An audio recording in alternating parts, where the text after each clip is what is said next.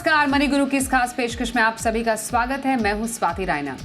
Volatile market में आपके portfolio को स्टेबल बनाने में ईटीएफ यानी एक्सचेंज ट्रेडेड फंड काफी मददगार हो सकते हैं, क्योंकि ये डाइवर्सिफाइड होते हैं जिससे रिस्क कम होता है, साथ ही इंडेक्स की परफॉर्मेंस को फॉलो करते हैं तो लॉन्ग टर्म ग्रोथ में भी मददगार होते हैं। साथ ही इसमें लिक्विडिटी और फ्लेक्सिबिलिटी का भी फायदा मिलता है।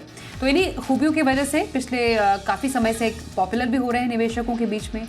आज ईटीएफ में निवेश के ट्रेंड को ज़रा समझने की कोशिश करेंगे और क्या है इसमें निवेश के फायदे। इसी पर बात करने के लिए मिरर एसेट म्यूचुअल फंड के ईटीएफ प्रोडक्ट के हेड और फंड मैनेजर सिद्धार्थ श्रीवास्तव हमारे साथ हैं और वाइज इन्वेस्ट के सीईओ हेमंत रुस्तगी से भी आज हमारी खास बातचीत होने वाली है। सिद्धार्थ और हेमंत जी दोनों का बहुत स्वागत करते हैं आज के इस खास कार्यक्रम में। आज स्पेशल चर्चा रहने वाली है ईटीएफ्स पर, एक्सचेंज ट्रेडेड फंड, और समझने की कोशिश करेंगे कि अभी आज कल के बाजार में क्या हो सकती है इसकी इंपॉर्टेंस। पर सबसे पहले हम अगर थोड़ा ईटीएफ्स को समझने की कोशिश करें, इस पैसिव वर्ल्ड में, पैसिव यूनिवर्स में, हेमंत जी ईटीएफ की क्या खासियत है? देखिए स्वाति, जैसा आपने बिल्कुल सही कहा, पैसिव इन्वेस्टिंग की बात करें तो बेसिकली देखिए दो तरीके हैं अपना पोर्टफोलियो बनाने का और इक्विटी में इन्वेस्ट करने का। अगर हम इक्विटी की बात करें तो एक्टिवली मैनेज फंड है और पैसिवली मैनेज फंड है। तो ऑब्वियसली पैसिवली मैनेज जो फंड्स हैं उसका उसका मकसद एक ही है कि वो आपको मार्केट रिटर्न देंगे, और उसके दो तरीके हैं, एक इंडेक्स फंड है और एक ईटीएफ्स है। ईटीएफ बेसिकली यानी एक्सचेंज ट्रेडेड फंड। देखिए क्या होता है कि जैसा कि नाम से पता चलता है, ये वो फंड्स हैं जो एक्सचेंज पे ट्रेड होते हैं, जैसे कि स्टॉक्स होते हैं। इसका महत्व ये है कि जब आप किसी ईटीएफ में इन्वेस्ट करते हैं, मान लीजिए किसी इक्विटी बेस, क्योंकि हर जो ईटीएफ है उसकी एक अंडरलाइंग एसेट होती है, और मान लीजिए वो अंडरलाइंग एसेट जो है वो निफ्टी 50 है। अगर आपने उस फंड में इन्वेस्ट किया तो आपको एक बास्केट ऑफ स्टॉक मिल रहा है, यानी जो पूरा जो निफ्टी 50 का जो कॉन्स्टिट्यूएंट है वो आपके पास एक इन्वेस्टमेंट से मिलता है। यानी आपको वेल डाइवर्सिफाइड पोर्टफोलियो मिलता है एक इन्वेस्टमेंट करने से। कंप्लीट ट्रांसपेरेंसी है। कॉस्ट अगर मैं कंपेयर करूं even with in passively manage funds में, इंडेक्स फंड से, तो वहां पे कॉस्ट थोड़ी कम है। ऑफ कोर्स वहां पे डीमैट के कितने चार्जेस है वो आपको देखने पड़ेंगे। तो आई थिंक अगर आप एक ऐसे निवेशक हैं जो चाहते हैं कि आप खुश हैं कि आपको मार्केट बेस्ड रिटर्न मिले, और आप चाहते हैं कि एक ही इन्वेस्टमेंट से आपको एक अच्छा सा डाइवर्सिफाइड पोर्टफोलियो मिले, तो ईटीएफ ऑब्वियसली एक बहुत ही इंपॉर्टेंट तरीका हो सकता है इक्विटी और या डिफरेंट एसेट क्लासेस में, चाहे वो डेट हो, चाहे वो ग्लोबल इक्विटी हो, चाहे गोल्ड सिल्वर हो, किसी भी अंडरलाइंग एसेट में आप जब इन्वेस्ट करना चाहें तो ईटीएफ जो है आई थिंक एक काफी इंपॉर्टेंट और काफी सरल तरीका है इन्वेस्ट करने का। बिल्कुल, तो ईटीएफ किफ़ायती, सरल, अच्छा तरीका इन्वेस्ट करने का अगर आप पैसिव स्ट्रैटेजी को पसंद करते हैं। और कई तरह के ईटीएफ भी हैं। ईटीएफ का जो पूरा यूनिवर्स है वो काफ़ी ज़्यादा बड़ा भी है और मुनाफेदार भी है। इंडेक्स ईटीएफ की बात की हेमंत जी ने, फिर आपके पास सेक्टोरल ईटीएफ्स भी हैं, इंटरनेशनल ईटीएफ्स भी हैं, डेट ईटीएफ है, गोल्ड सिल्वर ईटीएफ है, स्मार्ट बीटा ईटीएफ भी है। तो ईटीएफ के इस यूनिवर्स में कोई कमी नहीं है आपके पास ऑप्शंस की। तो ऐसे में मैं सिद्धार्थ आपसे जानना चाहती हूँ, क्योंकि हम यहाँ ईटीएफ्स की बात कर रहे हैं और हाल फिलहाल में ईटीएफ में जो हमने इनफ्लो भी आता देखा, अगर हम सिंपल अगर निवेशकों के ट्रेंड की बात करें तो अच्छा खासा पैसा ईटीएफ में पिछले एक आध महीने में आया है, जब हमने देखा है कि डेफिनेटली बाजार में वॉलेटिलिटी काफ़ी ज़्यादा रही है। पैसिव स्पेस को स्पेशली इन्वेस्टर्स ने काफ़ी ज़्यादा पसंद किया है और उस पर भरोसा किया है। क्या बड़ी वजह रही है? इस समय तकरीबन 243 ईटीएफ्स है इंडस्ट्री में, जो कि डिफरेंट इंडिसेस को ट्रैक करते हैं। तो फॉर एग्जांपल इस टाइम में किसी को निवेश करना है लार्ज कैप साइड पे, तो वो निफ्टी 50 ईटीएफ की तरफ रुख कर रहा है। कई लोग को इसमें गोल्ड और सिल्वर काफी अच्छा लग रहा है बिकॉज कमोडिटी काफी स्ट्रॉन्ग परफॉर्मेंस दे रही है, तो वो लोग गोल्ड एंड सिल्वर ईटीएफ में इन्वेस्ट कर रहे हैं। कई लोगों को लो वॉलेटिलिटी स्ट्रेटजी में इन्वेस्ट करना है, जहां पे आप थोड़े लेसर रिस्की पोर्टफोलियो में इन्वेस्ट करते हैं, वहां पे आप low vol strategy based smart beta ETF में इन्वेस्ट कर रहे हैं। और जैसा आप स्वाति आप जानते हैं कि पिछले 3-4 महीने में बाजार में काफी गिरावट आई है एंड कई सारे सेक्टर्स थोड़े आकर्षक भाव पे अवेलेबल है। तो हम लोग तो देख रहे हैं कि कई लोगों ने फाइनेंशियल सर्विसेज ईटीएफ या बैंक ईटीएफ में भी पोजीशन बनाने की में काफी इंटरेस्ट दिखाया है। तो अगर मैं इन्फ्लोज की बात करूं तो सबसे ज्यादा इन्फ्लोज निफ्टी 50 ईटीएफ में आए हैं, कमोडिटी ईटीएफ में आए हैं, स्मार्ट बीटा ईटीएफ में आए हैं, बट साथ ही साथ कुछ सेक्टोरल ईटीएफ में पिछले 2-3 हफ्ते में हम लोग प्ले देख रहे हैं, जहां पे because of corrections people are buying ETF at these attractive level. So अभी ओवरऑल एयूएम ईटीएफ इंडस्ट्री का ऑलमोस्ट 7,80,000 करोड़ के आसपास का हो गया है, एंड पिछले 6 महीने में ही ऑलमोस्ट 31-32 हजार करोड़ का इन्फ्लो है बाजार। बिल्कुल। तो जो लोगों का, जो निवेशकों का रुझान है वो towards exchange traded fund, towards passive investment काफ़ी अच्छा बढ़ा है। इंडेक्स ईटीएफ का आपने जिक्र किया। कुछ जो हेमंत जी इस स्पेस में कुछ जो स्कीम्स हम देख पा रहे हैं, एक साल में डेफिनेटली जहां नेगेटिव रिटर्न या 6 महीने में जो नेगेटिव रिटर्न दिखा है, पर एज कंपेयर टू दैट अगर हम इक्विटी ईटीएफ और प्रदर्शन को अपने दर्शकों को भी दिखाएं, हम लार्ज कैप स्पेस में, मिड कैप स्पेस में या फ्लेक्सी कैप और स्मॉल कैप स्पेस में देख लें, 3 साल का प्रदर्शन डबल डिजिट में ही रहा है। दैट मीन्स लीविंग बिहाइंड, अगर हम शॉर्ट टर्म की वॉलिटिलिटी को देखें, 2 या 3 साल में अच्छा खासा ऑन एन एवरेज 16 से 20% तक का रिटर्न दिया है इक्विटी ईटीएफ्स ने। मैंने पहले बात की कि जब हम ईटीएफ की बात करते हैं तो वहां पे एक अंडरलाइंग एसेट है, और अगर एज एन इन्वेस्टर आपने इक्विटी में इन्वेस्ट किया है, और ऑफ कोर्स जैसा कि हम जानते हैं कि मार्केट के डिफरेंट सेगमेंट्स हैं, large cap, mid cap, small cap, even if अगर आपको किसी फ्लेक्सी कैप टाइप का ईटीएफ में करना, वो भी आपके पास ऑप्शन अवेलेबल है। तो ऑब्वियसली क्योंकि ईटीएफ का जो मकसद है वो है कि जो अंडरलाइंग एसेट है उसकी जो परफॉर्मेंस है उसको मिरर करना है। तो जैसा आपने बात की कि 2 साल 3 साल की अगर परफॉर्मेंस देखें तो डबल डिजिट में रिटर्न्स है। ऑब्वियसली उस तरह के रिटर्न जो है वो मार्केट ने दिए हैं। जैसा मैंने पहले भी कहा कि वो उनका ऑब्जेक्टिव है मार्केट की रिटर्न को मिरर करना, यानी जितना रिटर्न मार्केट में मिला, ऑफ कोर्स थोड़ी सी ट्रैकिंग एरर हो सकती है, एक्सपेंसेस होते हैं, बट ब्रॉडली उनका जो ऑब्जेक्टिव वही है कि वो मार्केट, अगर आप इक्विटी फंड में इन्वेस्ट करते हैं तो उसकी परफॉर्मेंस को मिरर करें, और वही इन्होंने किया। और जैसा मैंने शुरुआत में भी कहा था कि सबसे बड़ा फायदा ये हो सकता है कि आप अगर ऐसे किसी एक्टिविटी फंड में इन्वेस्ट नहीं करना चाहते कि आप फंड मैनेजर के ऊपर डिपेंड है, उनकी फिलॉसफी क्या है, स्ट्रैटेजी क्या है, आप मार्केट रिटर्न से खुश हैं, तो ऑब्वियसली वो जो ऑब्जेक्टिव है वो ईटीएफ्स ने पूरा किया है डेफिनेटली। तो और जैसा कि हम जानते हैं कि अगर स्पेसिफिकली अगर हम इक्विटी बेस्ड ईटीएफ की बात करें तो हम जानते हैं कि लॉन्ग टर्म में इक्विटी की जो पोटेंशियल है वो बाकी एसेट क्लासेस से अच्छी है। आपका जो इन्वेस्टमेंट प्रोसेस है स्वाति वही है, आप शुरुआत करते हैं अपने गोल से, फिर एसेट एलोकेशन डिसाइड करते हैं, और एसेट एलोकेशन के बाद आप देखते हैं कि ऐसी कौन सी ऑप्शन है जो मुझे उस एसेट क्लास की बेस्ट रिटर्न दे सकती है। उसमें हमने कहा था जैसे पैसिवली फंड भी है और एक्टिवली मैनेज फंड भी है, with in passive index fund और ईटीएफ है। तो फिर आप देखते हैं कि कौन सी ऐसी इन्वेस्टमेंट ऑप्शन है जो एफिशिएंट है। और जैसे हमने कुछ पैरामीटर्स की बात की कि एक तो ऑब्वियसली कॉस्ट कितनी है, फिर वो ट्रैकिंग एरर इंपॉर्टेंट है, ये एस्पेक्ट अगर देखें तो क्लियरली आई थिंक अभी तक हम कह सकते हैं कि ईटीएफ का जो ऑब्जेक्टिव है वो डेफिनेटली उन्होंने काफी अच्छे तरीके से पूरा किया। बिल्कुल। और इसमें जिक्र करना बेहद ज़रूरी है गोल्ड ईटीएफ का भी, सिद्धार्थ, क्योंकि जिस तरीके से सोने के दाम आसमान तक पहुंचे, उसकी चमक बढ़ी, और जिस तरीके से हम फंडामेंटल्स भी गोल्ड का देख रहे हैं, कीपिंग इन माइंड जियोपॉलिटिकल जिस तरीके से टेंशन्स के अलावा जो ग्लोबल जो डेवलपमेंट्स हो रही हैं, उसके साथ अभी गोल्ड ईटीएफ आपको लग रहा है काफ़ी ज़्यादा और आकर्षक हो जाएंगे आने वाले टाइम में, यहाँ पर निवेश करने का मौका अच्छा है? नहीं, जरूर।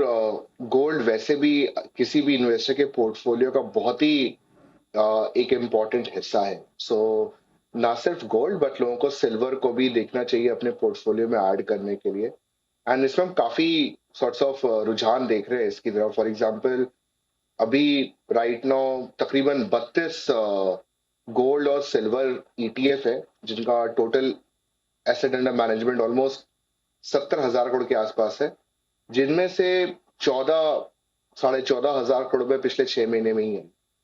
काफी जो एक हम लोगों ने रैली देखी है गोल्ड और सिल्वर में, इतनी स्ट्रॉन्ग रैली, इसने ऑब्वियसली इस चीज की तरफ हेल्प किया है। बट अभी लोग अभी वी आर नॉट श्योर कि एसजीबी आने वाला है कि नहीं आने वाला है, मोस्टली नहीं आने वाला है। तो आई थिंक गोल्ड ईटीएफ एक सबसे अच्छा तरीका है गोल्ड में इन्वेस्ट करने के लिए। इट इज लेस एक्सपेंसिव, कोई मेकिंग चार्जेस नहीं होते हैं, प्योरिटी की गारंटी है, एक सेफ स्टोरेज रहता है। सो एंड सबसे इम्पोर्टेंट बात है, इसका कोरिलेशन इक्विटी के साथ काफी लो है। तो जब भी आप इसे अपने पोर्टफोलियो में ऐड करते हैं तो overall risk profile of your portfolio भी रिड्यूस होती है। तो आप एक ना सिर्फ एक रिटर्न जनरेट करने का एक एवेन्यू ऐड कर रहे हैं, एक एसेट क्लास ऐड कर रहे हैं, बट ओवरऑल पोर्टफोलियो का रिस्क भी रिड्यूस कर रहे हैं। फ्रॉम अ व्यू की गोल्ड आगे चलेगा, इतना भागने के बाद भी हमें लगता है कि आने वाले समय में गोल्ड में जो स्ट्रेंथ है वो बनी रहेगी, बिकॉज इसके काफी सारे factors currently, geopolitical issues, trade war, and साथ ही साथ काफी सारे सेंट्रल बैंक्स इंक्लूडिंग चाइना ने काफी स्ट्रॉन्ग पोजीशन बनानी शुरू कर दी है गोल्ड में। सो आई थिंक ये गोल्ड में जो तेजी दिख रही है वो आने वाले समय में भी दिखेगी। बट हाँ, लोगों को ध्यान में रखना चाहिए कि थोड़ा सा स्टैगर्ड वे में इन्वेस्ट करें गोल्ड में। ऑलरेडी काफी चढ़ चुका है डॉलर के, अगर मैं डॉलर का भाव बोलूं तो ऑलमोस्ट 2900 प्लस है इस समय। सो काफी चढ़ चुका है, स्टैगर्ड वे में इन्वेस्ट कर सकते हैं। बट हाँ, वी बिलीव कि गोल्ड एंड इवन सिल्वर में भी स्ट्रेंथ बनी रहेगी। एब्सोल्युटली। तो गोल्ड सिल्वर यहाँ पर निवेश के अच्छे मौके हैं आपके पास। एक जो स्पेस है जहाँ पर काफ़ी ज़्यादा जो इंटरेस्ट रहता है एएमसीज का भी, हेमंत जी, वो सेक्टोरल स्पेस रहता है। सेक्टर्स या फिर थीम्स ये काफ़ी पसंदीदा हो गई है म्यूचुअल फंड इंडस्ट्री की। एएमसीज हर बार हर महीने नए नए ईटीएफ्स लेकर आती है। अभी भी हमने देखे बहुत सारे सेक्टोरल और जो थीम्स बेस्ड ईटीएफ्स आए हैं। सेक्टोरल ईटीएफ के अभी इस टाइम पर आपको इंपॉर्टेंस क्या नजर आ रही है हेमंत सर? देखिए स्वाति, अगेन क्योंकि हम सेक्टर बेस्ड ईटीएफ की बात कर रहे हैं, तो सेक्टर हो या थीमेटिक हो, एक तो सबसे इंपॉर्टेंट होता है सुटेबिलिटी। क्योंकि इनका जो इन्वेस्टमेंट यूनिवर्स है, और जैसा हमने कहा था कि ईटीएफ से बेसिकली आपको एक बास्केट ऑफ स्टॉक्स मिलता है। तो अगर हम किसी सेक्टर फंड की बात करते हैं तो ऑब्वियसली वो जो ईटीएफ है उसके अंदर उस सेक्टर के जो स्टॉक्स हैं इंडेक्स में वो आपको मिलेंगे। अब होता क्या है कि इनका जो यूनिवर्स है वो नैरो होता है as compare to diversified fund. Of course अगर हम थीमेटिक की बात करें तो वहां पे अक्रॉस सेक्टर्स हो सकता है, तो वहां पे जो इन्वेस्टमेंट यूनिवर्स है थोड़ा बड़ा होगा एज कम्पेयर टू सेक्टर। तो क्योंकि इन्वेस्टमेंट यूनिवर्स जो है नैरो है, ऑब्वियसली उसमें रिटर्न का पोटेंशियल भी ज्यादा है अगर वो आपकी कॉल सही है और सेक्टर ने अच्छा किया। लेकिन साथ ही एज एन इन्वेस्टर आपको ये समझना चाहिए कि उसमें डाउन साइड भी ज्यादा हो सकती है। तो क्लियरली सबसे इंपॉर्टेंट चीज है कि किसी भी ईटीएफ में आप इन्वेस्ट करें तो उसकी जो अंडरलाइंग एसेट है उसकी आपको अंडरस्टैंडिंग समझनी चाहिए पहले तो, कि अंडरस्टैंडिंग कैसी है आपकी। दूसरी बात, सुटेबिलिटी कैसी है। जैसा मैंने कहा कि सेक्टर फंड, थीमेटिक फंड, ये जितने भी हैं ये हर इन्वेस्टर के लिए सुटेबल नहीं है। बट ये बात बिल्कुल सही है जैसा आपने कहा कि फंड हाउसेस ने भी काफी फंड लॉन्च किए हैं, क्योंकि ऑब्वियसली वो एक चाहते हैं कि अपनी बास्केट को कंप्लीट करें।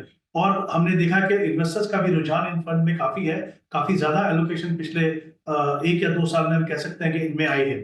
तो ऑब्वियसली पोटेंशियल है, रिस्क भी है, तो हमेशा ध्यान रखिए कि वो आपके लिए सूटेबल है कि नहीं। और मेरा एक और मानना है कि अगर हम सेक्टर की बात करते हैं तो अगर किसी सेक्टर पे पोटेंशियल एक आम निवेशक के लिए, तो अगर आप अपने पोर्टफोलियो को अगर जाके एनालाइज करें तो आप देखेंगे कि शायद काफी सारे सेक्टर जिनमें पोटेंशियल है उसमें अच्छा खासा आपको जो एक्सपोजर है वो एग्जिस्टिंग फंड में ऑलरेडी होगा, स्पेशली अगर आपके पोर्टफोलियो में एक्टिव मैनेज फंड है तो वो देखिए। लेकिन दूसरी तरफ मैं ये भी कहूंगा कि अगर आप इक्विटी स्टॉक इन्वेस्टर्स हैं मान लीजिए, और आपको कोई सेक्टर अच्छा लगता है तो आपके लिए पूरी सेक्टर की जो ग्रोथ है उसमें पार्टिसिपेट करना मुश्किल है।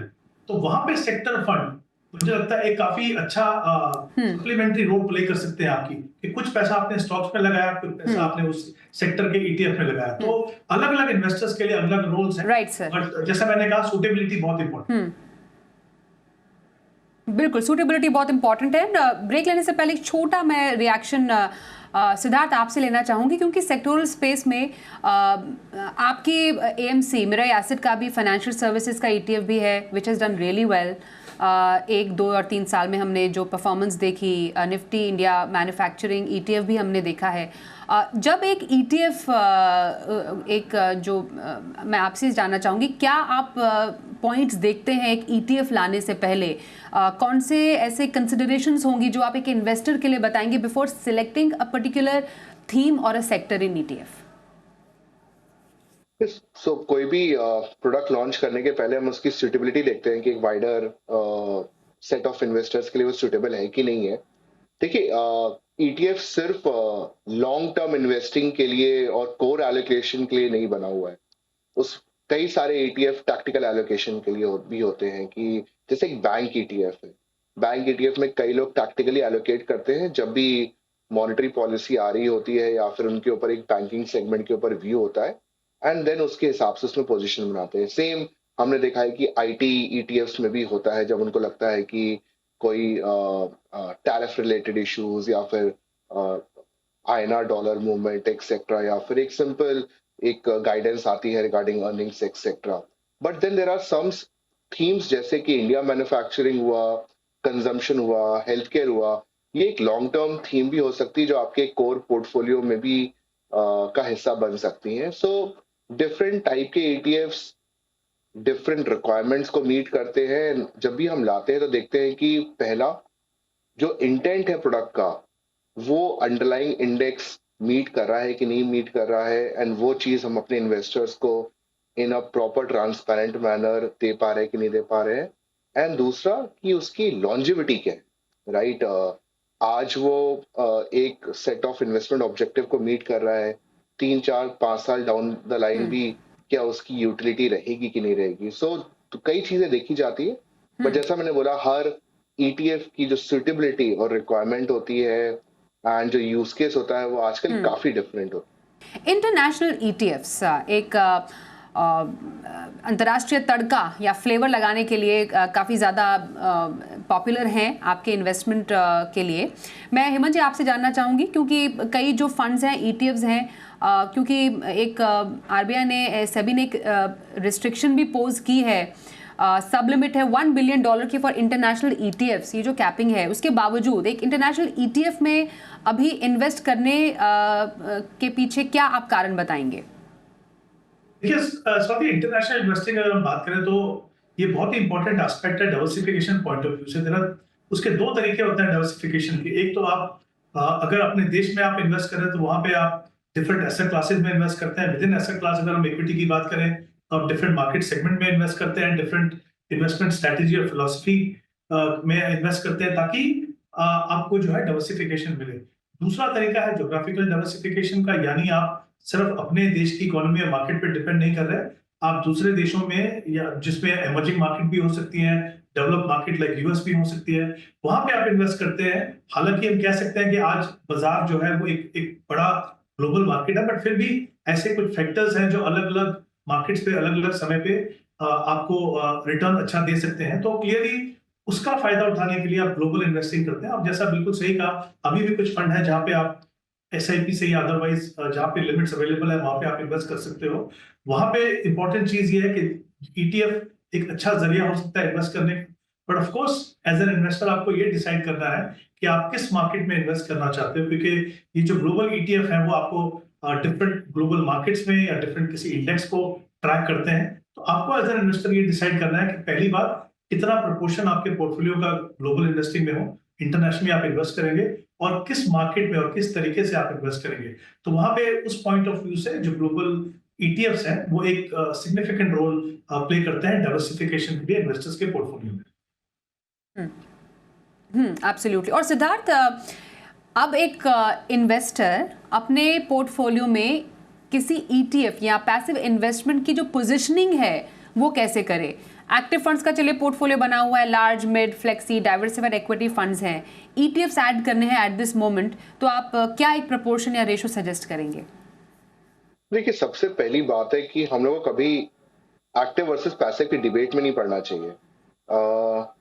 फंड भले ही एक्टिव हो या भले ही पैसिव हो, जो भी ज्यादा यूजफुल है एक इन्वेस्टर के पोर्टफोलियो में वो चुनना चाहिए।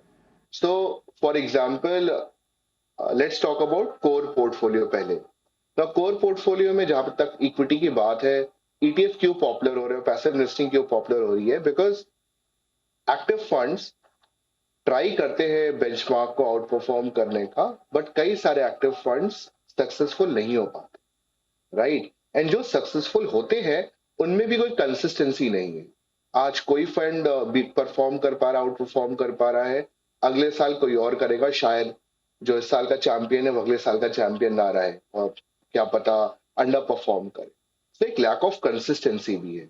इसीलिए मेरे हिसाब से जब भी कोई कोर पोर्टफोलियो बना रहा है इक्विटी में, स्पेशली जब वो लार्ज कैप यूज कर रहा है, तो उसको एक गुड एलोकेशन ईटीएफ या फिर इंडेक्स फंड के साइड भी रखना चाहिए। मेरे हिसाब से लार्ज कैप का मेजर एलोकेशन एक निफ्टी 50 ईटीएफ या फिर सेंसेक्स ईटीएफ के थ्रू लिया जा सकता है। इवन मैं सजेस्ट करूंगा जब आप मिड कैप में एलोकेशन ले रहे हैं तो मिड कैप में भी एक सर्टेन परसेंटेज आप एक ईटीएफ में लगाइए, जैसे मिड कैप 150 ईटीएफ में एक या दो एक्टिव फंड चुनिए जो कि आपकी जो इन्वेस्टमेंट स्टाइल है या इन्वेस्टमेंट ऑब्जेक्टिव है उसको मीट कर रहा है। जब आप एक कोर पोर्टफोलियो बना ले देन उसमें आप इंटरनेशनल ईटीएफ्स भी ऐड कर सकते हैं अगर वो सही लेवल्स पे मिल रहे हैं। जैसा आपने बोला international ETFs due to SEBI restrictions, RBI restrictions इस समय क्लोज्ड हैं, बट जब भी खोलेंगे तो एक वो भी बहुत ही आकर्षक तरीका है इंटरनेशनल एक्सपोजर ऐड करने के लिए। And then for example Swati, थोड़ा सा यहाँ पे एक दिमाग लगाना पड़ेगा। जैसे कि मैंने एक कोर पोर्टफोलियो बनाया जहां पे मेरे पोर्टफोलियो में मैन्युफैक्चरिंग सेगमेंट में बहुत ही लेस एक्सपोजर दिखाई दे रहा है मुझे, एंड मेरी मैन्युफैक्चरिंग सेगमेंट को लेकर के जो एक्सपेक्टेशन है वो हायर है, तो मैं एक मैन्युफैक्चरिंग ईटीएफ को एज ए टैक्टिकल एलोकेशन या फिर अपने सैटेलाइट पोर्टफोलियो में ऐड कर सकता हूं।